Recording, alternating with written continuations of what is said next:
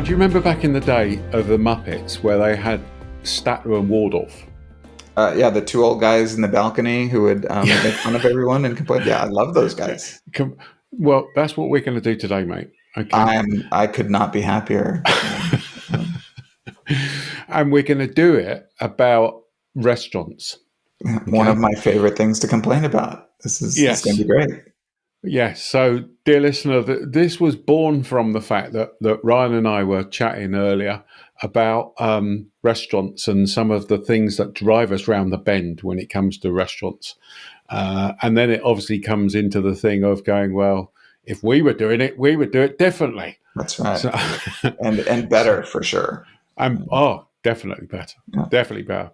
But actually, the interesting bit is that when you actually take a step back and think about some of those things that are, you do differently, it applies to many businesses. So, yeah. I mean, this isn't just advice for starting a restaurant, although hopefully it'd be useful to you if you want to do that. We talk about, a lot of behavioral science principles, or we talk about, customer experience management, and it can be a little bit abstract, and that can be kind of hard to apply to a specific situation. So also this is a way of what would you do from a customer experience management standpoint, from a behavioral science standpoint, if you were to, apply it to a restaurant setting. So hopefully it'll be useful from that perspective too. And also it'll be useful because you and I get to complain about stuff. And it's very therapeutic, isn't it, really? That's right. So it's especially helpful because our listeners now need to listen to me complain, which is providing a break from my wife having to listen to me complain. So she thanks you all. And by the way, it'll be interesting in drop us a line or put some comments in if you either agree or disagree with any of these things, because we all have restaurant experiences. So, yes. do you want to go first, or do you want me to go first? Why don't you go first? I think you've got the longer list of complaints. I do. Yeah. So one of the things that drives me round the bend is you get restaurants that don't seem to know what business they're in. Yeah. Okay. And it goes back to that, I think I've mentioned to you in the past, which is there seems to be a difference between dining and eating. Yeah. Okay. So, dining is you go out for a couple of hours, you're with your friends, it's all quite relaxed, etc. And then you have eating, which is I'm going out because I need to eat, and I want it to be quick and I want it turned over. And I have to say, calories to survive till the morning. Yeah. Yeah. Yeah. But one of the key aspects of eating is I want to have a quick turnover. Yeah. And one of the key aspects of a dining experience is that you don't, and actually you want to spend time there. So, I guess it comes back to the question about, well, what, who are your customers, doesn't it? Yes. Yeah. So I would suggest that they need to get even more specific than that, because even within like dining, for example, dining can serve a lot of specific needs. Or is this like a family gathering, like where you want to have a large group together? Is this a romantic dining experience, right? Is this? I haven't had one of them for a while.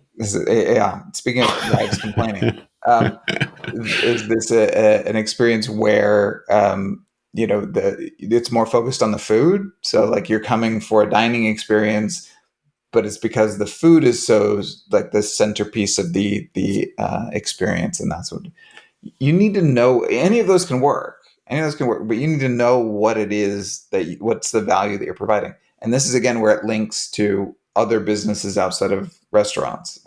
Any business that exists, you need to know what your source of value is. You need to know what job you are doing for your customers so that you can do it well. Yeah, and let me build on this then, because this sort of goes into another little bugbear of mine, but it comes under the heading of, what business are you in? Which is, I've been at restaurants many times where food is coming out the kitchen, but it's not coming to me. It seems to be coming out in paper bags mainly. Yeah. And therefore, I've actually asked restaurant owners, what percentage of your business is actually now takeaway? And I think the question for me is, and again, I've asked some restaurants, you know, are, are you a takeaway that has happens to have a restaurant, or are you a restaurant that happens to do takeaway? Yeah. And I think it's an interesting question. Yeah, I mean, obviously the pandemic changed restaurant business in a pretty dramatic way. Some restaurants have figured that out and been able to negotiate that. Others have really struggled. There's a Mexican restaurant near my home in Georgia that's fantastic. It's regionally one of the best, and it's very, very popular. It's always packed.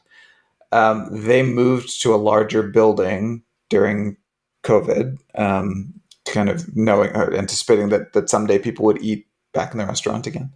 Um, and unfortunately, they do a lot of takeout business as well. My family and I usually order takeout from there, rather than drag the entire group into the restaurant.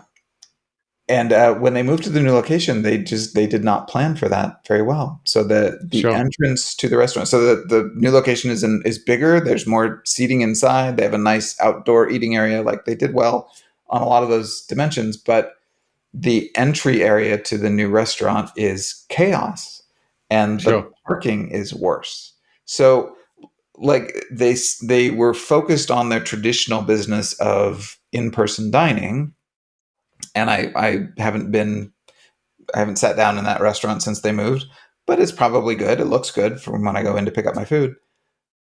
But even though they do a brisk trade in takeout, they didn't plan for that at all in the redesign, right? sure, There's so many things you could do. You could have a separate entrance for takeout so that you don't need to sure, talk to the same person who's seating guests as is delivery. Like I've gone in to get food, and my being there has made sit down customers line up behind me and wait a lot longer to be seated because we sure, all have to talk to the same person. sure. Like, they figure out what your business is Yeah, and do that well. And if it's, you're doing both, then create separate processes, create yeah, separate ways of yeah, serving these two segments of your customer market yeah. well independently. And that for me then ties into that sort of theme is, are you high end or are you low end? Yeah. Yeah. Yeah.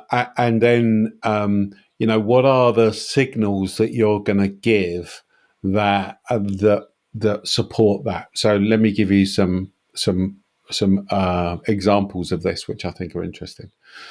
So one thing was, and I hadn't even thought about this until my wife Lorraine had mentioned it to me.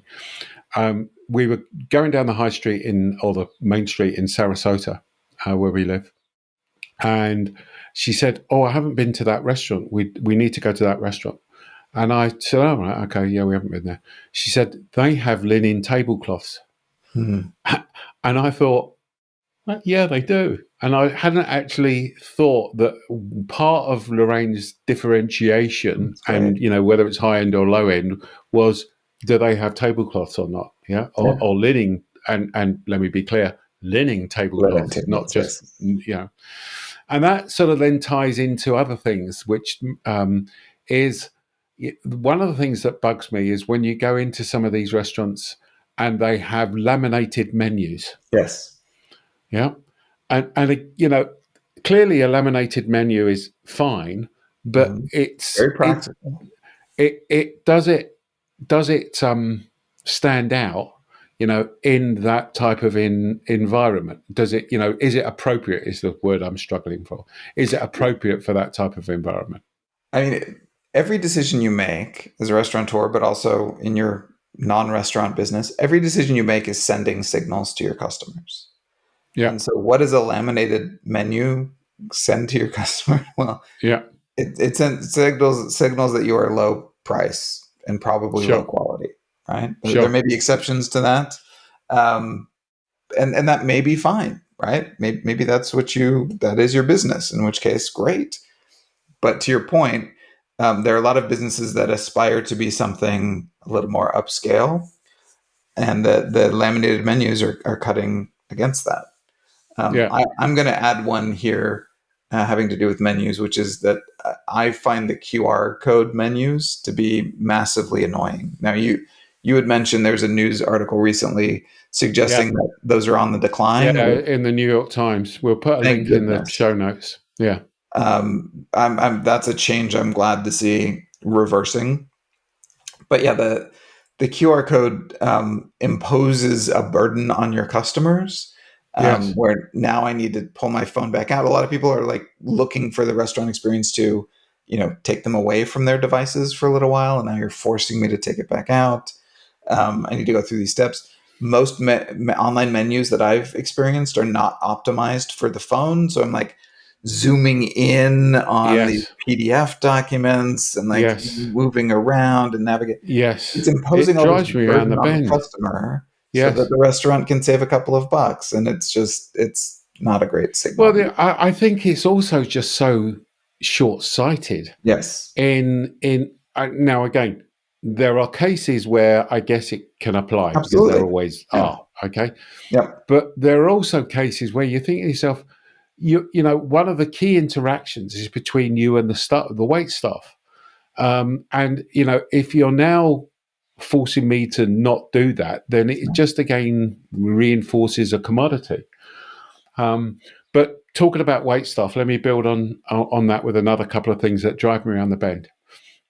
So one thing that drives me around the bend is you're sitting there and you've gone out and you're having a chat with your family or your friends or whoever you're dining with, and you're in the middle of a conversation, and suddenly the waiter appears and interrupts you, and you think to yourself, "I'm in the middle of this conversation mhm. here." It is just rude to do that. I mean, what You you don't know, Colin, is that your stories are so boring that there were people at the table that were signaling the waiter over, like, "Please rescue us from this guy." yeah, no, I can see that. Yeah, but you think to yourself, you wouldn't do that in normal circumstances, in normal everyday life. So why are you doing it? Why are you doing it here? And what it's basically saying is, it goes back to the whole conversation. You remember where we had that conversation?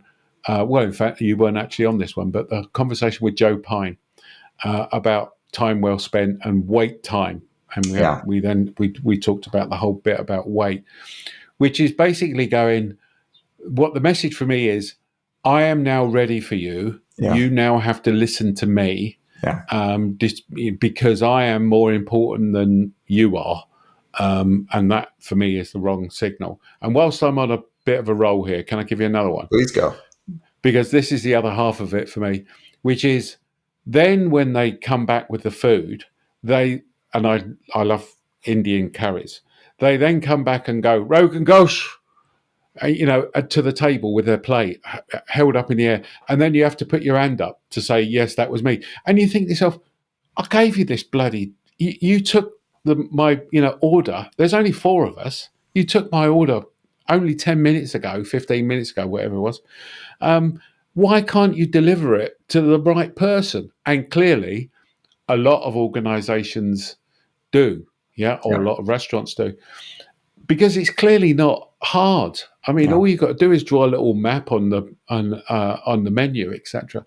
But for me, again, it starts to both those things start, and I understand I'm a bit more sensitive from a customer experience perspective than others, but you start to think to yourself, yeah, that's the difference between a good quality of service and a not so good quality of service. And, should actually, and recently I've been thinking, yeah, with the labor shortage, you've just um, hired the wrong person to yeah. be into this type of environment, basically. But it's more than that. It's also there's also a systems issue. So Yeah, a lot of restaurants, and I've never worked as at a restaurant, so I don't know kind of the sure, back end as well.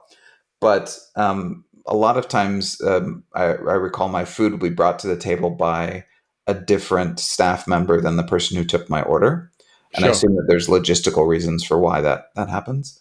But to your point, um, like that can be planned as part of the experience, right? So now Sure. when the waiter submits the ticket to the kitchen, they could include some information about where at Sure. the table each dish goes Yes. because they anticipate it'll be a different person bringing it out.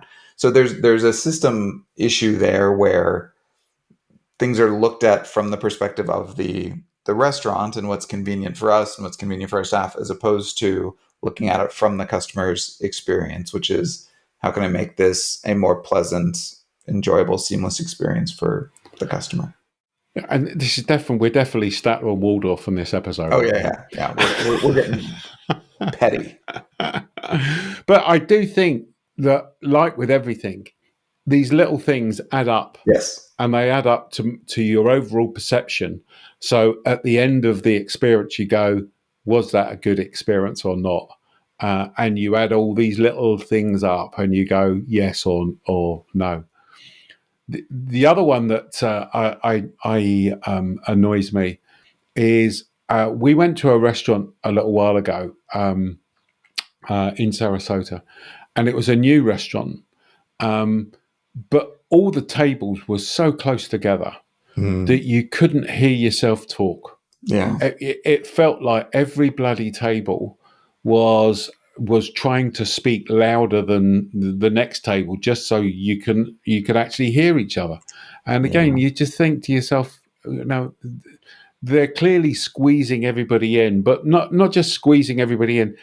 They hadn't thought about the decor and the sort of audio effects of just having plain walls and stuff like that, basically. So I thought, Yeah, I've yeah, got a similar complaint, which is again, and a lot of this goes back to like why are people like what is your business? What is the service you're providing to people? There may be a segment of the market that loves the energy of a crowded room, that like this is what they're doing before they're going to go out on the town or before they're going to go see a show, and so they love a highly energetic restaurant setting. I think there's a lot of segments of the market that are there to talk to their friends and to hold a conversation. One thing that drives me crazy, and I've had this happen several times, you go into a restaurant that is like not a club, it's just a restaurant, but they've hired a performer for the evening. And right, so it's not designed for that. And then sure, you've got this person with a guitar, like leaning over the tables next to them, and the acoustics are always set way too loud so that sure, like you can't, you're in this tiny little box of a room sure. and you cannot talk to the people around you because they've decided this would be a nice night for their cousin to perform their new, um, music set that they wrote. That's always boggled me. Like if people are not going to hear the performer, then it's not clear what advantage having a performer there as a surprise is Yeah, to anyone. yeah, no, and again, it just goes back to what's your business, Yes. who are your customers, yeah, because some of that I can think of restaurants that we go to because they have a live Yeah. performance, Absolutely. yeah, Absolutely. Yep. but you go along there because you know it's going to be there, but yeah, I think that becomes an issue. A couple of other things I think that are little things, which again, if I was running a restaurant, I think these things are important. So I was reading an article the other day. We'll put a link in the show notes from Cornell that basically shows that in fact, let me try and quickly pull this up here to make sure I've got the right stats. But it basically says dining in an upscale casual restaurant spend on average of $5.55, about 8% more. So on average, people were spending an additional $5.55, which was about 8% of the menu, for not having dollar signs on the menu. So you talk about sort of behavioral science. You Mm-hmm. know, when you haven't got a dollar sign on the menu, yeah, then your take increases. So little things like that I find fascinating. Yeah, the dollar sign kind of reminds people of the idea of money and that they're spending, and can Yeah, like make them a little bit tighter with their choices. but there are two or three other things that I'm starting to find useful in restaurants. One is having calories on the menu. Hmm. I was away at the weekend and we went in this restaurant and there was calories on the menu, and the bloody difference between some of the calories Yeah, between some of the foods, you think to yourself, my goodness. yeah, um, and again, this is a segmentation thing now. In a lot of places in the U.S., for large enough chains, that's mandatory now. So, sure, but in places where it's not, again, this is a segmentation story. There are certain customers who really really value that, and it's very useful for yeah, them. There are lots of customers who just ignore it, which is fine. And then there are sure, some that might find it annoying. Like I'm not here. Like this is I'm here to enjoy myself. I don't want to be reminded of this. So you need sure, to know again, what's your business? Who are you serving? yes, And what would they find yes, valuable? no, absolutely. And talking about that, the other one and this is particular, I guess, for our family. We've got a few of my kids are vegans, Mm, and you're starting to see that whole area going yes. back to who are the who's your target market and everything else. Um, if I was to go back 10 or 15 years, the choice for vegetarians or vegans was virtually non-existent in most restaurants. But that's increasing. Yeah. So we talk about segmenting and different groups of customers, and that's still the right approach. But restaurants are complicated because you're dealing with segments usually of more than one person, Sure. and so there needs to be kind of enough variety and accommodation to allow for those groups. If you're running a barbecue restaurant, probably not a lot of vegans wandering in there, and so you can probably, but it still wouldn't hurt to have a couple, because every once in a while, you know, Sure. there will be somebody who's a part of a larger group. But for a lot of restaurant chains, yeah, you're going to really increase your overall service if you can accommodate, reasonably, people with different food preferences and different Yes. kind of. Yes. That's an interesting thought, actually, because I was just thinking that in England, one of the favourite forms of restaurant food is Indian food. Yeah, So when you go into an Indian restaurant, typically you can get steak and chips or steak and fries interesting. for the person that doesn't like an Indian food. Yeah, Yeah, yeah, speaks to your point. You can also get. There are also clearly restaurants that just focus on vegan and vegetarian. The interesting bit I was just thinking of is, but they don't provide meat right. offerings as well. That's right. So And again, that's going to, on the margins, that's going to limit their customer sure, base a little bit. Um, you know, uh, People who are vegan or vegetarian, or have a gluten allergy, have some kind of moral or strong preference reason, or even a medical reason for not eating those foods. In general, people who are meat eaters could eat a vegan meal and survive. So it's sure, it's kind of an imbalance there. It's a little bit of asymmetry, but at the yeah, same time, yes, like to the extent that you, now that doesn't mean it's a bad idea. You know who your customers are. You know that yeah, you yeah, are serving yeah. No, people with a certain absolutely. preference. Yeah, no, absolutely. The other one I think that I quite like is having. Have you been into a restaurant where they have transparent windows to the kitchen? Yeah, I've been in some So restaurants like that. and the idea of that is that you can see the cleanliness. You're getting to see what's happening in the back.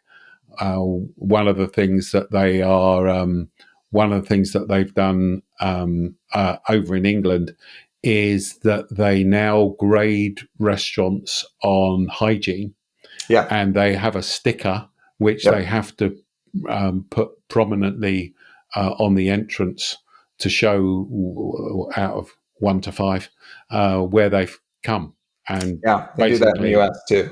all right, At yeah, least I'm sure it's regulated at the state level, so it's very different place to place. But a lot of them, yeah, they'll they'll give you a scorecard and rate it 8 to failing. So I think if we were to be setting up a restaurant, there's a number of things there, but I also think that a number of those areas tie into sort of general business, don't they? Yeah. Which is, who's your customer? What's your offering? Are you clear about your offering? Are you doing things like the laminated menus, etc., that reinforces your offering? Or are you doing things that are taken away from your offering? And be clear where your market is and why you're doing it. Are you a takeaway or are you a restaurant? Which is the main part of your business?